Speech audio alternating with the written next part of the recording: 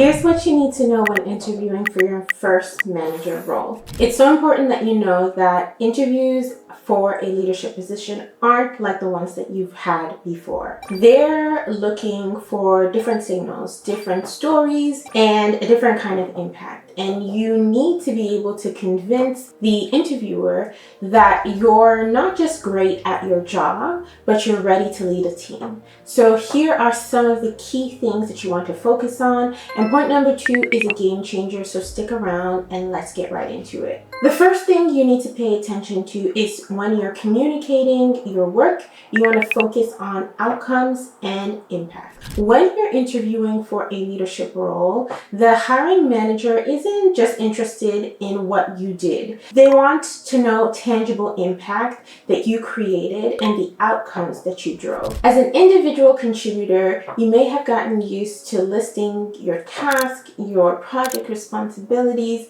but once you are interviewing for leadership roles, you need to remember that fundamentally you're being judged by results and your ability to influence those results. So for every experience that you share, every story that you share, you need to deliberately shift your language. You must already be familiar with the STAR method. If you aren't, I'll link a video above how to ace your next interview where I explain the STAR method in that video. But it's basically a method that's used typically for behavioral and situational interview questions. So questions like, tell us about a time you did this, or tell us a situation where you did that.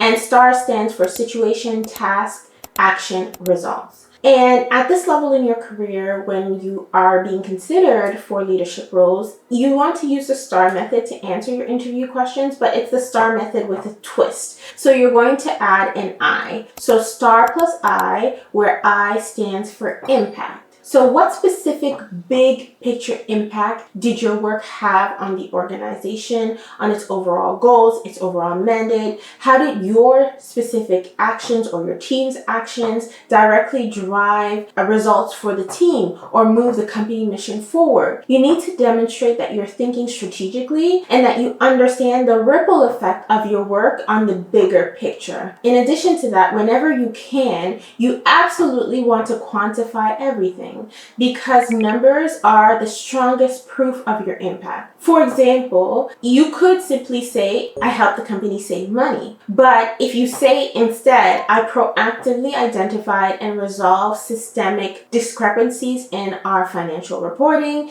that helped the company save up to $80 million annually, which directly enable investments in new product development and strengthened our investor confidence. So that's a huge difference from just saying I helped the company save money. So what you want to do is show them that clear, powerful ripple effect of your contributions and how your actions directly move the needle towards the core strategic objectives that the organization or the company had. The second thing you want to do is you want to showcase strategic thinking. It's important to know that leaders don't just execute, they think. They understand the why behind the what, and they see the bigger picture. When you're interviewing for a leadership role, you need to demonstrate your strategic thinking. So for any project or any challenge you discuss, you need to explain how you identified the problem, not just how you solved it.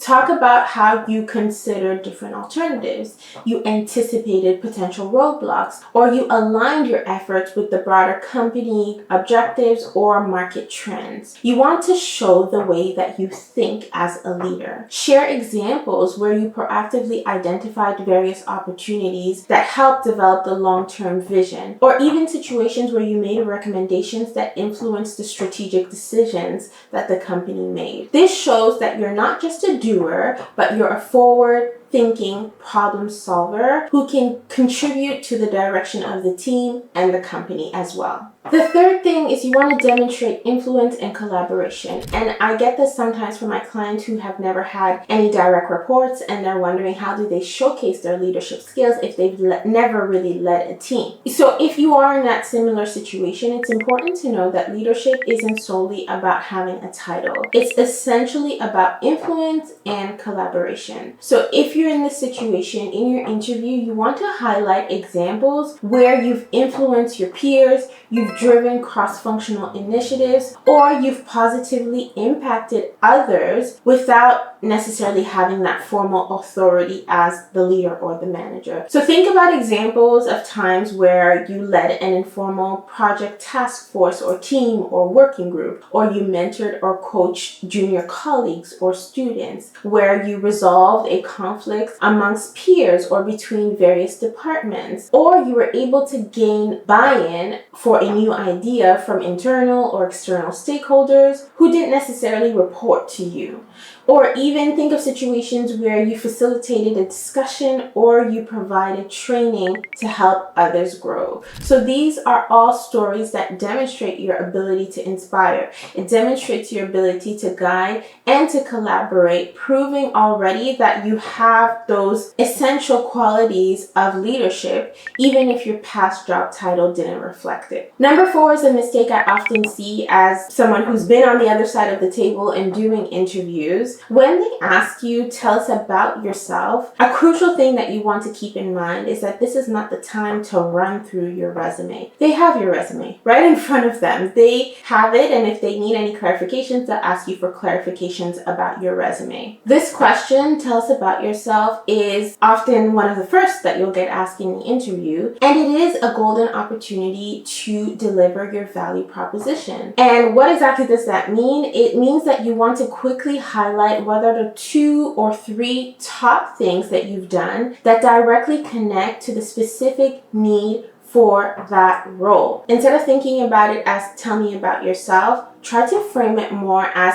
how are you the exact solution to the problem that the company has right now. They have a problem. That's why they're hiring. There's a gap within their organization, and you come with solutions, and you are interviewing as the solution to their problem. They want to know what's in it for them. Why should they choose you as that solution to their problem? So you need to be able to articulate how your unique skills, experience are tailor-made to solve the current problem that they have that will help them advance their goals, and signaling that you're not just any other candidate, but you are the answer that they have been looking for. So acing your next interview involves understanding the strategy behind interview questions. And in this video right here, I break down the common types of interview questions and how to respond to them. So I'll see you in that one.